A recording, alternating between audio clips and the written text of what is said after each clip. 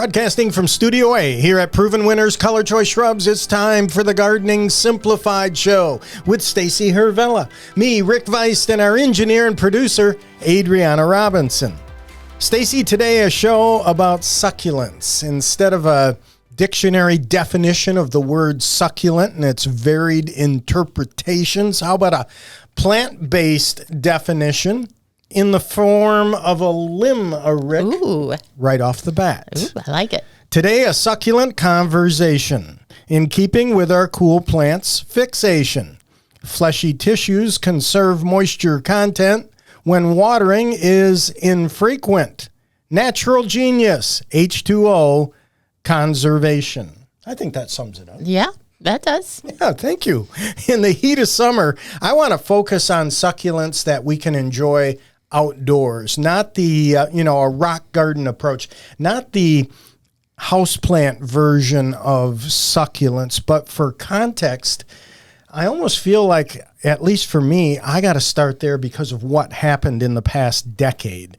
The appetite for sculptural succulent plants over the last 10 years or so. I'm going to say, for me, in the garden center industry, 2013 through 2022, the appetite was unreal. It was crazy. Everything from jade plants to kalanchoes and echeverias, haworthias, you name it. They were filling store shelves. And Stacy, in many cases, and I cringe with this, many were painted or had glitter on them. Yes, that was definitely a thing.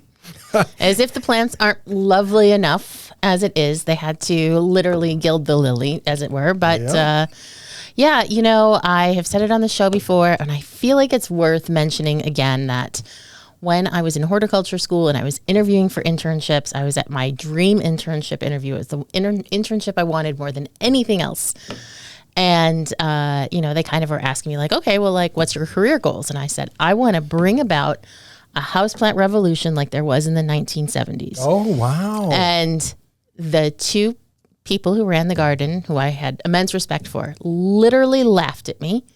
And they said, it's never going to happen. Oh, my word. And I am, yes, clearly still bitter to this day, but less so at them and more so at myself, because I was like, oh, well, if these two people that I really respect tell me this, then I guess it must be true. And I should have just dismissed them out of hand because I was younger and certainly knew that better things were coming. And, the reason that I wanted to do that was because I was personally obsessed with succulents in my early 20s. Like, just my house was full of them. Like, I still have a number of them, even though I don't have really good light in my house for houseplants. But I love them. I love how sculptural they are. But now my passion for succulents has transferred outside, and I have 3 different succulent gardens outside. I love that. That's fantastic. And I agree with you. I much more enjoy them outdoors than indoors. People make a lot of mistakes indoors with succulents.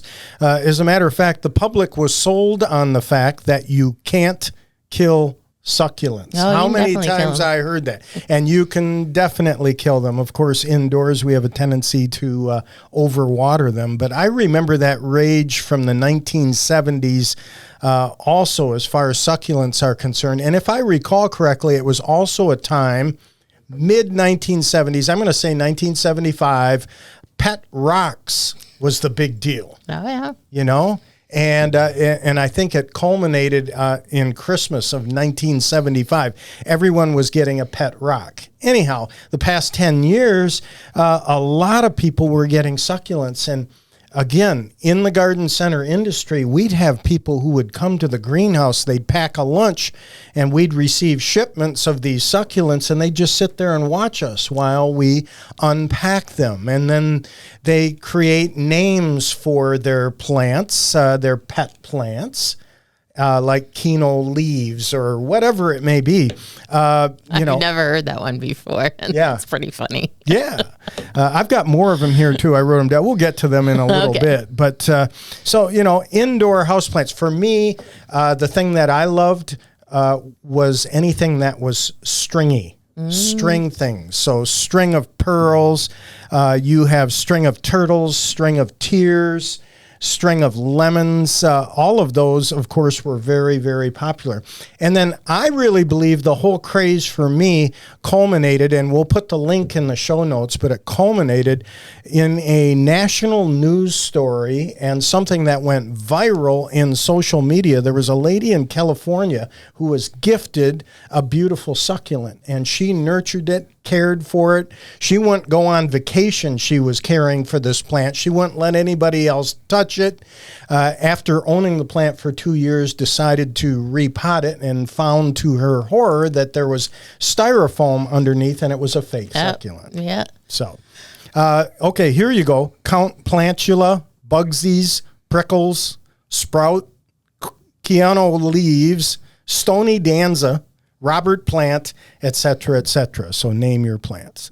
But houseplants, many of the houseplant succulents are not cold hardy. So we're going to talk about some cold hardy succulents or putting them in containers. And I do want to say, Stacy, because you love these succulents so much, in your landscape, outdoors, I have always been impressed when I have gone to Southern California. I consider that area a mecca for these hypertufa containers or planters or whatever they may be out on the deck, out in the landscape. Boy, they do a great job. They do. Oh man, the ones that the succulents that they can grow in California and throughout the Southwest really are amazing. And I think this is a good point to say that there really is a differentiation here between houseplant succulents and outdoor succulents. So the ones that we're talking about that are hardy, that we can easily grow in Michigan, and many of them you can grow in zones much colder than us here in USDA Zone 6B, Michigan, those are not going to translate well to the indoors.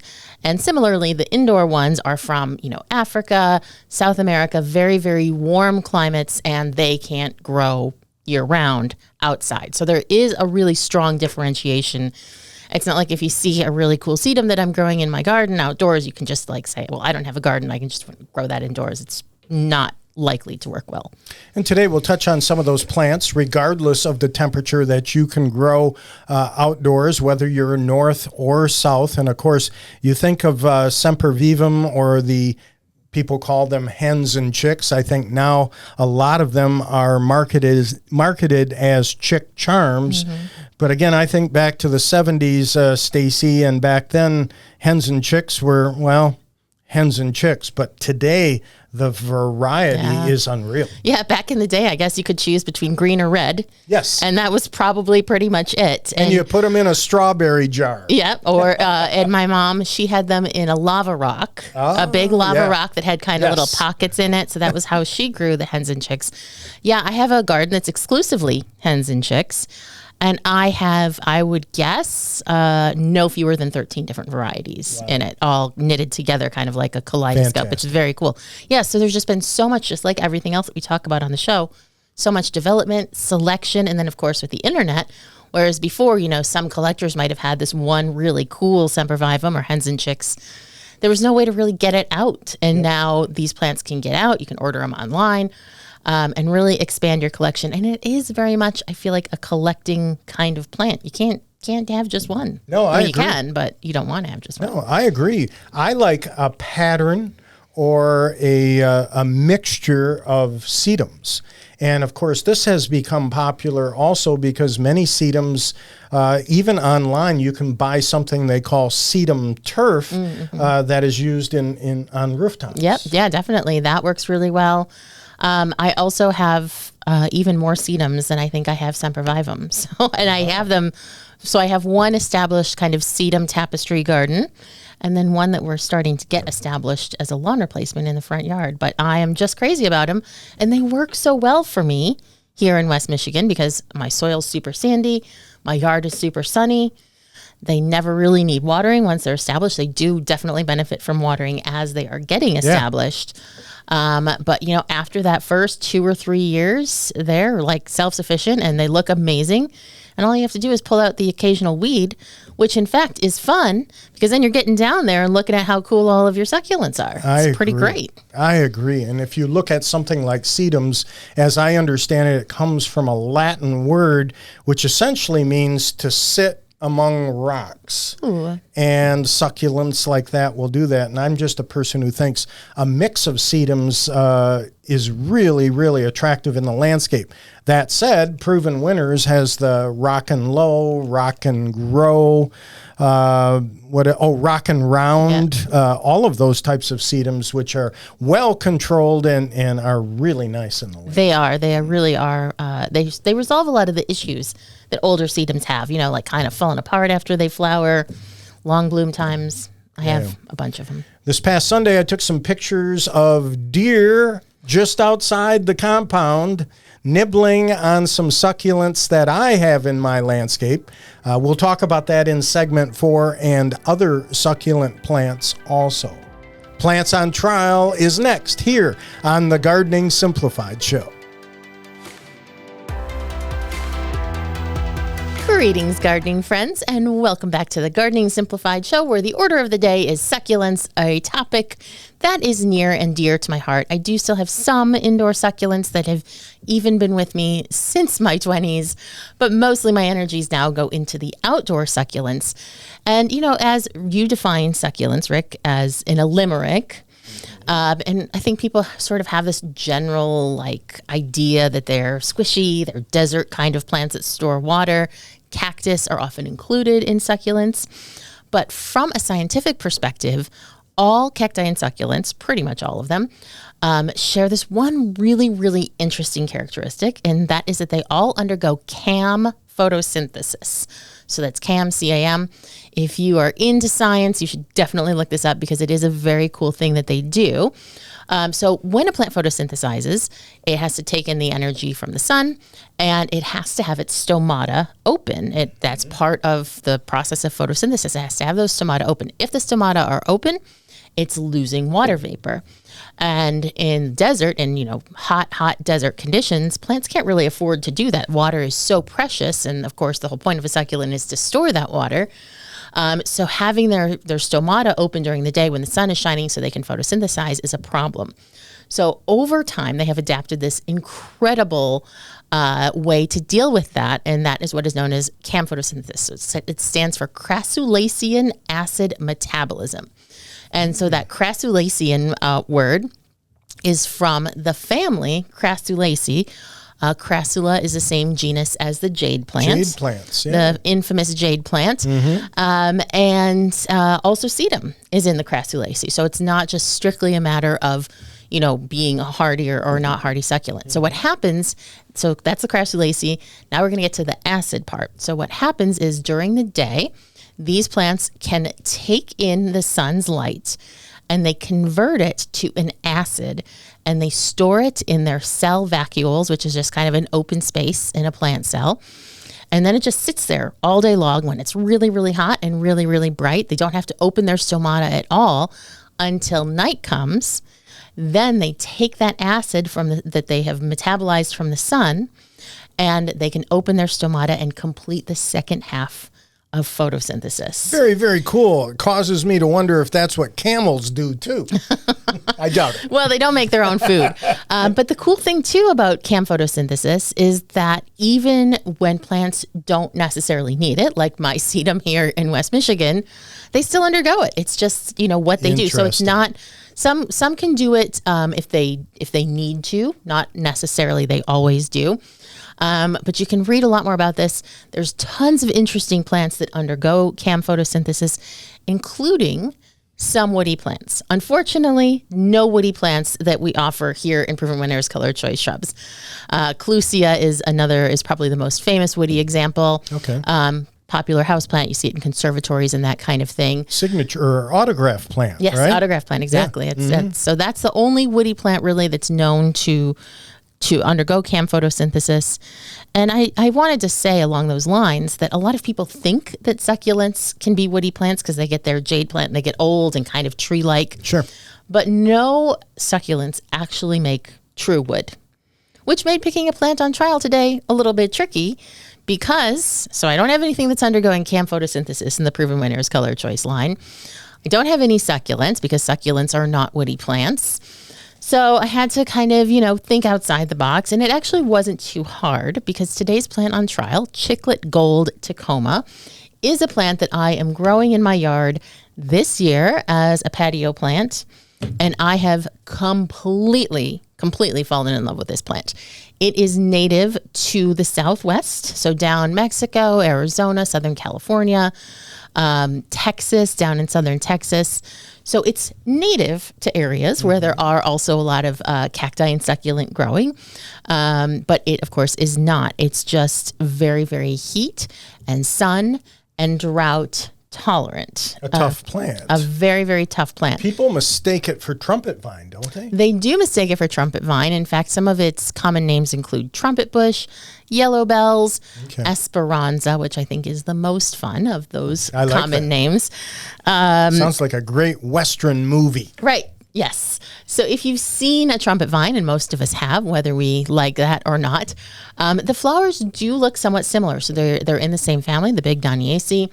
They are a long, trumpety type of flower, which means, of course, that just like the trumpet vine, they attract a ton of hummingbirds.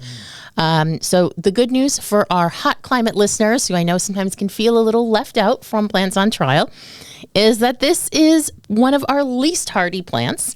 It is hardy down to USDA zone 8 and heat tolerant through USDA zone 11. So this is really for you. And even though it is a dry climate plant, it can actually grow in Florida and tolerate that kind of humidity. So as long as you're not dipping much below USDA zone 8, it's not colder than that, you can grow this and it flowers non-stop in the summer. And that's what makes it a good patio plant. And that's why I have fallen in love with it so much, because I just got a little quart plant from here and put it in a container and back in early June.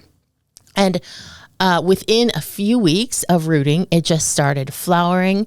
And I will tell you, I have never grown as an annual or summer color plant anything with this color yellow. Wow. So this far north, you're seeing flowers already in June. Oh, yeah, absolutely. Tons of flowers. That's great. And the yellow, like, it's one of those, it's like you kind of have to see it to believe it, because you're thinking, oh, yeah, okay, well, it's yellow. I've seen yellow plants before. But I have tons of yellow plants in my garden, and I have never had anything that has quite this color of yellow. And one of my favorite things about how I'm growing it right now is that it's next to another plant that I also considered for today's plant on trial, Estrellita scarlet bouvardia. So I've got this like amazing ketchup and mustard thing cooking, and I absolutely love it. I thought it was appropriate for 4th of July too. We just got off of the 4th of July, ketchup and mustard. Amazing color combination. But I just love this vibrant yellow. And so it's a nice option to have if you are looking for something that's a little bit different for summer color and you live in a cold climate. Now, if you live in a hot climate, you can put this thing in your landscape and it will be flowering for literally months, probably at least 6 months out of the year, I would expect, if you live in an area where you can grow it outside. For us here up north, it's going to flower basically up until, frost or days start getting a little bit too short. Now, regular Tacoma gets pretty large. So if you look this plant up, you'll see a lot of it is sold as like a multi-stem specimen tree for the Southwest, or even privacy hedges. The cool thing about our chiclet Tacomas is that they're much smaller and more compact. So that makes them very suitable for growing in containers for cold climate gardeners like us. And if you live in a hot climate, it kind of gives it a lot more versatility in the landscape, so that you can grow it, as like in your perennial garden, or if you have a smaller property or a smaller home, it's not going to be out of scale with your house. So it's a nice compact plant. It's going to be evergreen for you in those warm climates. And of course, it's going to attract hummingbirds. And that's great because it blooms so long that you're always going to have food for the hummingbirds. I know people tend to think of hummingbirds wanting red plants, but the truth is they don't actually discriminate that much. If it's got nectar and they can stick their bill in it, they're going to be drinking it. Yeah, the whole ketchup and mustard concept. And I know how much you love the color yellow. Yes. And I'm still thinking, Stacy, you should combine some Mojave yellow purslane with it. Maybe when I'm retired and I can actually enjoy it flowering. Mine's blooming right now. It's gorgeous. But it does have almost succulent-like foliage. Yes, so purslane is another one. And of course, purslane is a weed for us. It's a slightly different purslane, but It's a weed that I am pulling like crazy out of my succulent beds right now because it seems to very much like the same conditions. Yes, it does. But this one is, of course, developed for those ornamental qualities, not for being a very persistent weed in your beds. But it is edible and very nutritious. Have you ever eaten it? I love the plant. Yes. And you like the taste of it? Yeah, it's good. See, I like okra, and that has kind of that same sliminess. I love okra. But I haven't really caught on to eating purslane yet. Here it comes. I'm from Oklahoma. That's why I like it. You knew it was coming. Just proceed. So okra's good, but the purslane, I'm jury's still out on eating that. But, at least I know if it comes right down to it, I've got plenty of nutritious food right there in my backyard. So as you've probably guessed, this is a full sun plant. So you're going to want at least 6 hours of sun each day. And that's true even if you are in a really, really hot climate like southern Arizona or southern Texas, still are going to want full sun. It is drought tolerant. It needs good drainage. It's obviously not going to be an issue, again, for you people in the Southwest. But if you're in Florida, it could potentially be an issue. It does do best if it's allowed to dry out a bit between watering. So that's something that I'm going to be keeping in mind through the rest of the season, although I've been watering it with the rest of my containers and has seemed unfazed. Sounds exactly like the needs of a succulent. Yes, it is very similar. So, it grows in the same kind of areas. So it's a good companion, and it won't shade out your succulents. If you plant it around your succulents, you don't have to worry about it overgrowing them. And guess what, Rick? It's deer resistant. Yay! They have not taken so much as a bite out of my Chiclet Gold Tacoma. So a beautiful plant. I know this is not something that our listeners are generally familiar with.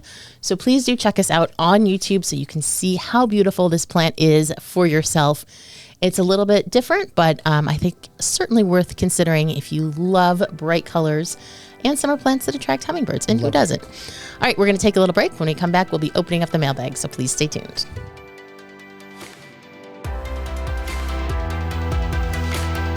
Greetings, gardening friends, and welcome back to the Gardening Simplified Show, where I can tell by the volume of messages in our listener email that things are happening.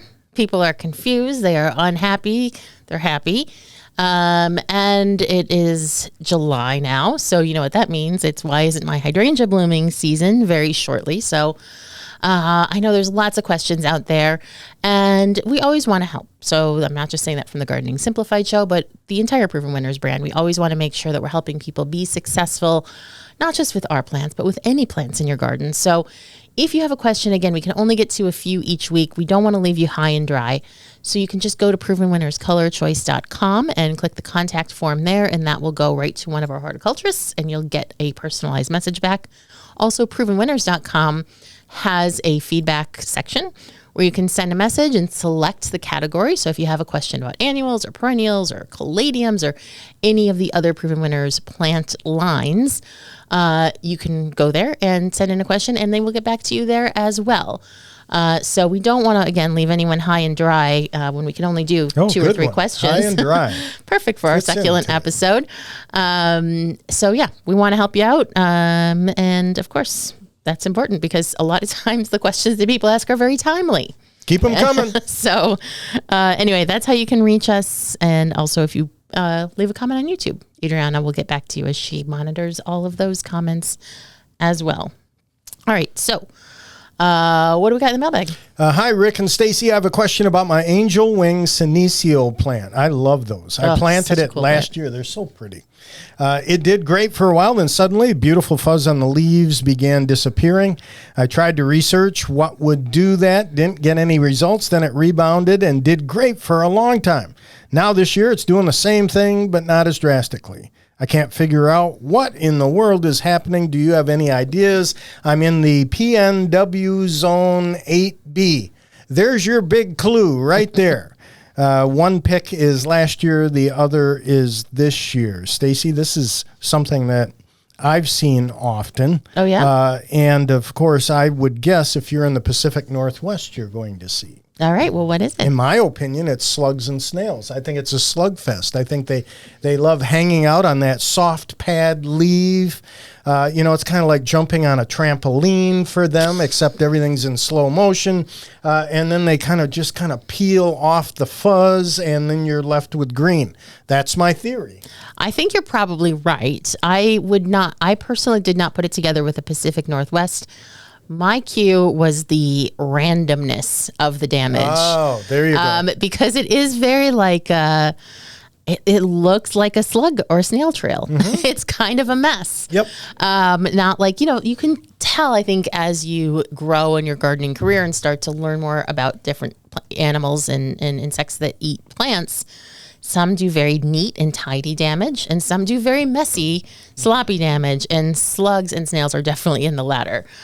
So it felt very like random, like a slug going on it and getting kind of confused and, going, what am I doing? This hair tastes terrible. Yeah. Because they're actually not putting holes in the leaves. Correct. Which makes it even more confusing. They're just shaving a little off the top. And so I say you put something like iron phosphate at the base. There's some great products marketed out there. I think one of them is called Sluggo. But more importantly, if you have mulch at the base of these plants, move the mulch away. Yeah, and she does not. Marco was the one who asked this question. You can see they're just on the soil. It is strange because, she did say that they're in full sun. That's good. And that's what this plant needs because, yes, normally, and if you're not familiar with angel wing senecio, it is a plant that's growing in popularity every year. Very cool, bright white, large flowers. If you like Dusty Miller, you will love angel wing senecio. It's like a more modern version of that, I feel like. Because normally if you lost the white on it, it would be due to a lack of sun, too much shade. But yeah, apparently slugs, and it's just crazy to me that they go through the trouble of taking off the hair and then kind of go, you know what? No, I'm not going to actually chew all the way through this leaf. My little mouth is too full of hair. I'm just going to peace out. Well, that's what they call me at work this time of the year. When it's hot and dry and it's really dusty, they call me Dusty Miller. Oh, yeah? That is my name at that's work. Cute. Yeah. Hey, by the way, with this plant, and I agree with you, I love the plant. The foliage is just like hosta. And hosta is another plant that struggles with snails and slugs. So even though it's in the full sun, because of the size of the leaf, it really helps shade the soil below. And that's my theory also on why slugs and snails would be a problem. Definitely. That is a very, very good point. It creates a lot of shade, even though it wants the sun. Correct. Underneath, it has a lot of shade. And remember our advice for people who have serious slug and snail issues, put that bait out in February. Do not wait until they're already a problem.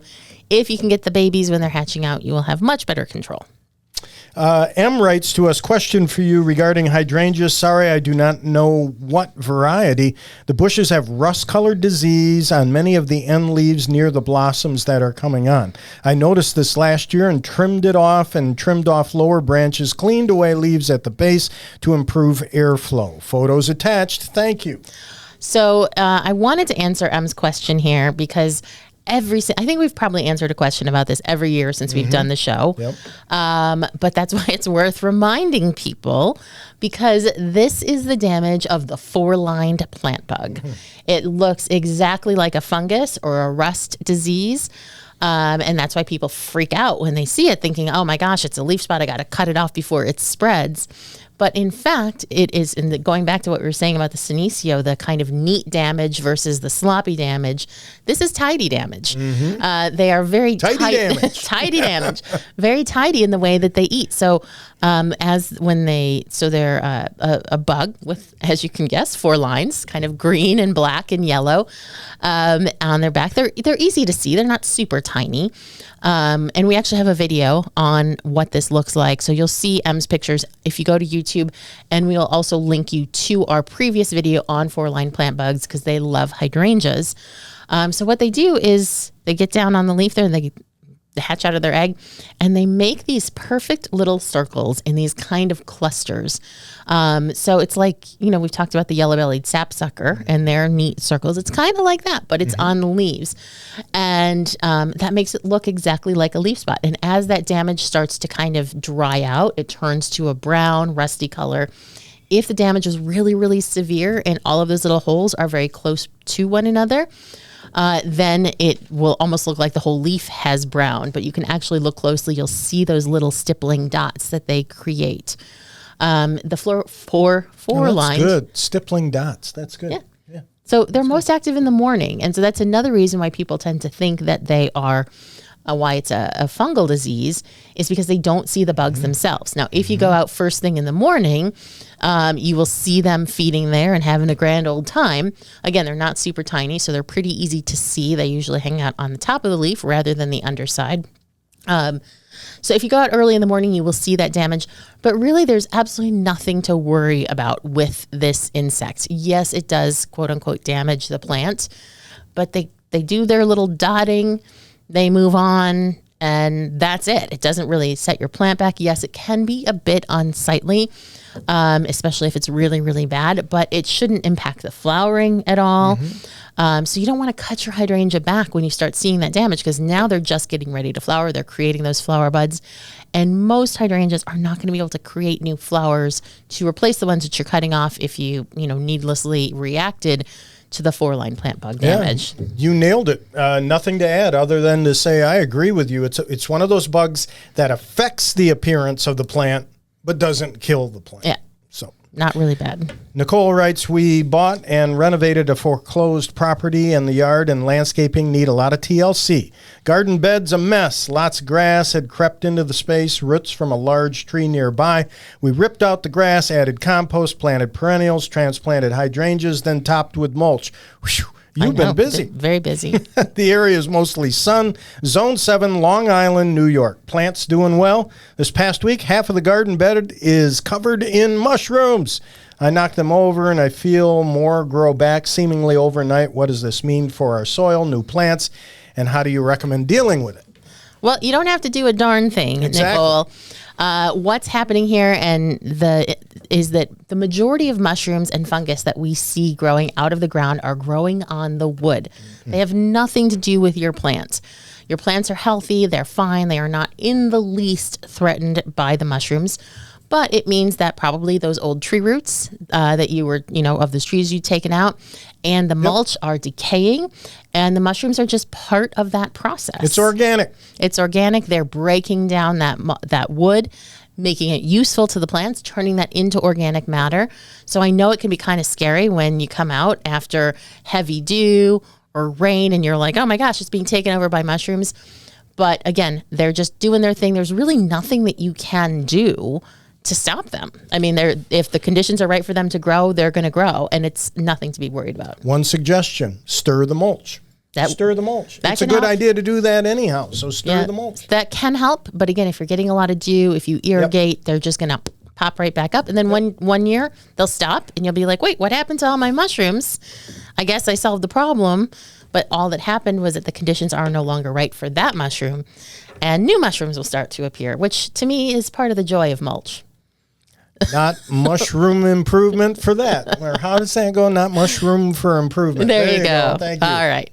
Thank you all so much for your questions. And please do check us out on YouTube so you can see all the cool pictures and get that information about that 4-lined plant bug. We're going to take a break. When we come back, we're going to be revisiting our conversation on succulents. So stay tuned. Welcome back to the Gardening Simplified Show. Let's continue talking about succulent plants. Stacy, one that I love in my landscape outside the compound are hardy Opuntia prickly pear cactus. And this past Sunday night, I grabbed my camera and took some pictures. Our YouTube viewers will see that in this episode of baby fawns just eating the petals and the flowers of prickly pear cactus. Now, when I get those little prickles in my glove or in my hands, it's miserable, and you're miserable for hours on end. And I have no idea how they can eat them, but they can.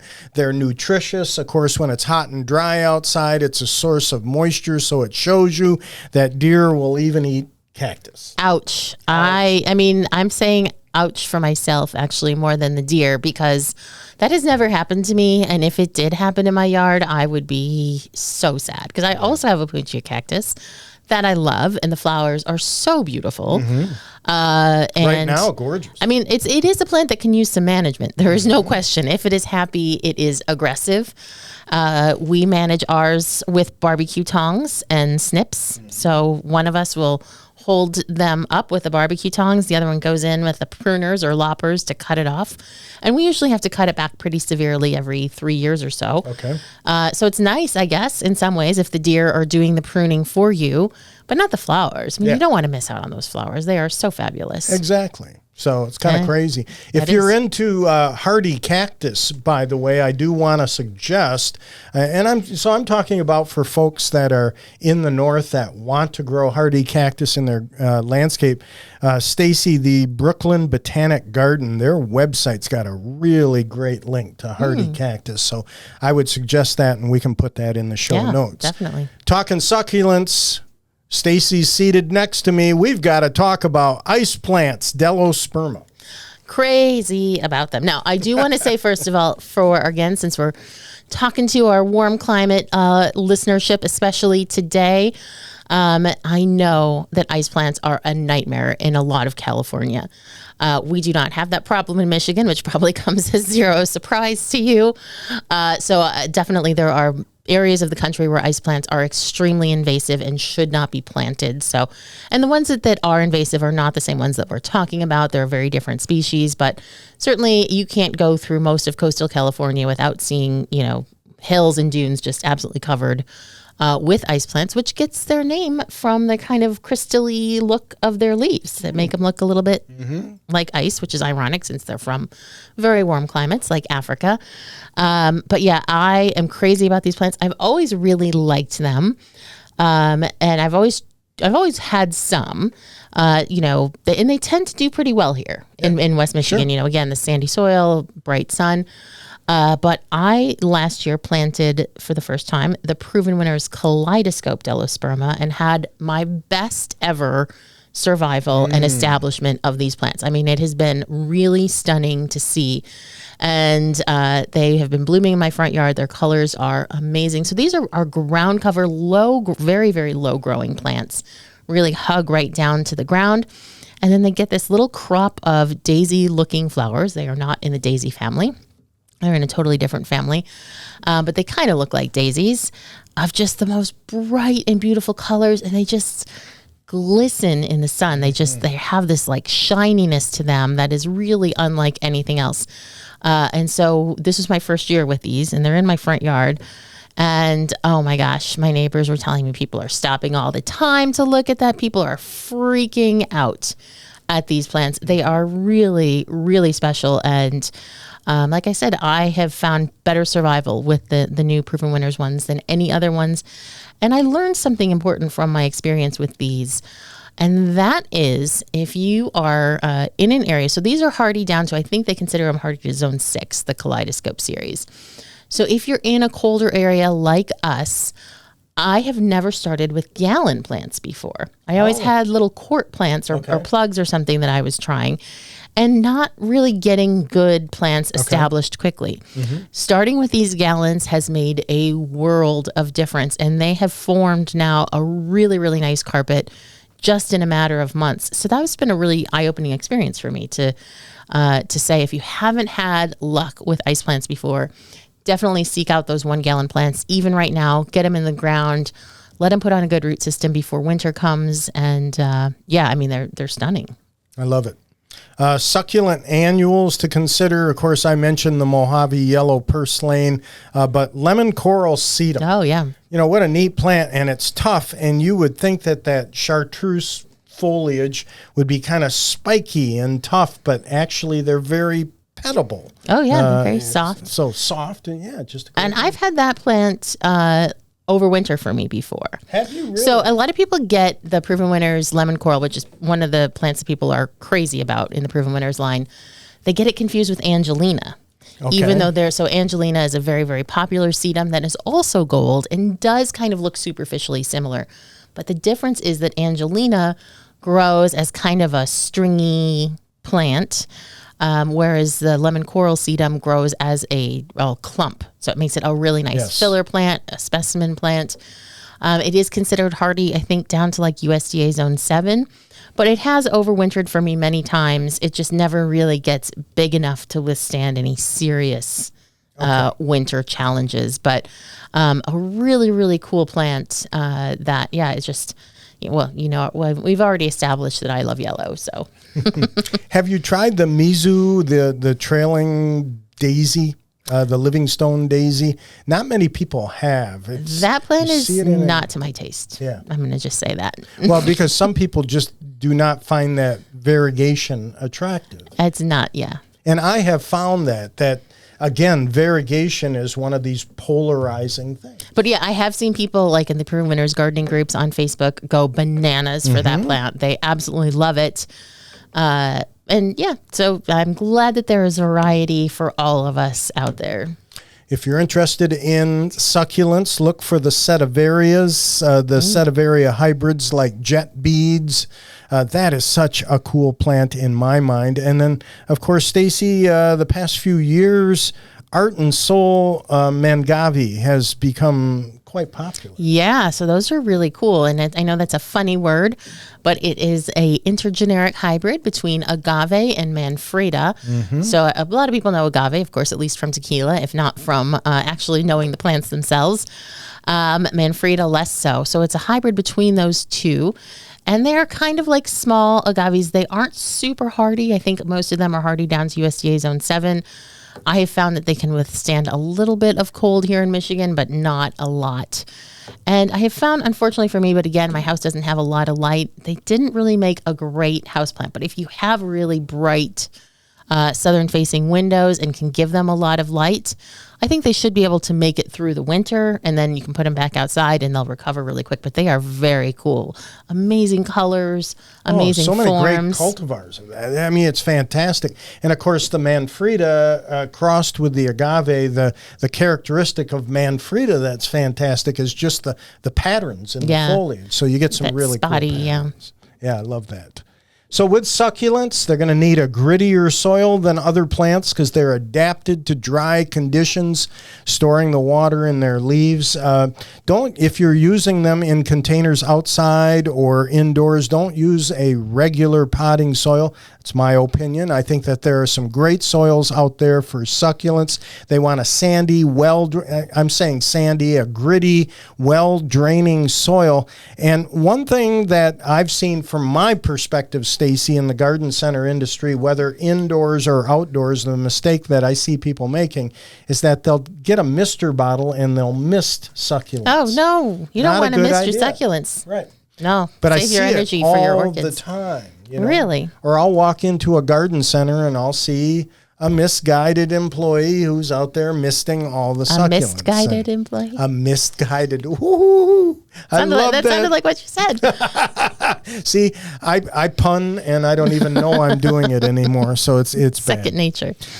Deep, infrequent watering. Let's touch on that just for a second, because again, what I see for some folks is they don't know how much to water. So a little bit every day. The soil's wet in the upper profile, dry in the bottom. The plant suffers. So generally, it's recommended that succulents like deep but very infrequent watering. Do you think that's a good description, or would you disagree? I mean, that's pretty much what mine get, and they're doing pretty great. Okay. I think that sometimes they could probably use a little bit more water than what I give them, at least the hardy ones that are outside. And sometimes the rainfall is not very obliging, as we have mostly seen this year. But yeah, all mine really get is rainfall, and they mostly do okay. Sometimes they look, sometimes it does impact how well they grow. They'll stay shorter if they're not getting enough water. Mm-hmm. They may not flower. But that's not really a huge deal to me. They certainly can survive and still keep looking pretty darn great. There you go. So drainage is the key. Drainage is key. And don't be misguided. I'm going to write that one down. That's a good one. Thank you, Stacy. It's been fun. Thank you. Thank you, Adriana, and thank you to you for watching on YouTube, listening to the radio version, and our podcast. Have yourself a great week.